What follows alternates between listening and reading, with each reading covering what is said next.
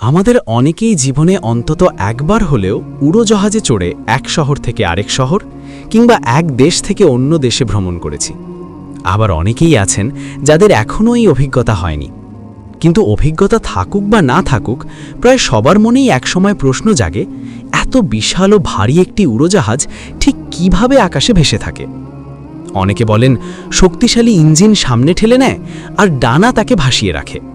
কথাটা আংশিক ঠিক, কিন্তু সম্পূর্ণ নয়। কারণ আমরা যদি নিজের শরীরে ইঞ্জিন বসিয়ে হাত মেলে ধরি, তাহলেই কি উড়ে যেতে পারব? উত্তর হলো না। কারণ উড়ান শুধু শক্তির বিষয় নয়, এখানে কাজ করে বিজ্ঞানের গভীর কিছু নীতি।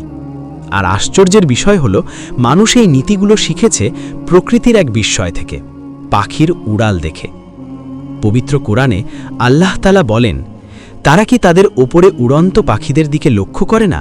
তারা ডানা মেলে আবার গুটিয়ে নেয়। দয়াময় আল্লাহ ছাড়া আর কেউই তাদের ধরে রাখে না। সূরা আল মুলক ১৯। বিজ্ঞানীরা দেখেছেন পাখি ও বিমানের ওপর কাজ করে ৪টি শক্তি: লিফট, ড্র্যাগ, থ্রাস্ট আর মাধ্যাকর্ষণ। ডানার নিচে বেশি চাপ আর ওপরে কম চাপ তৈরি হয়, আর সেখান থেকেই জন্ম নেয় লিফট।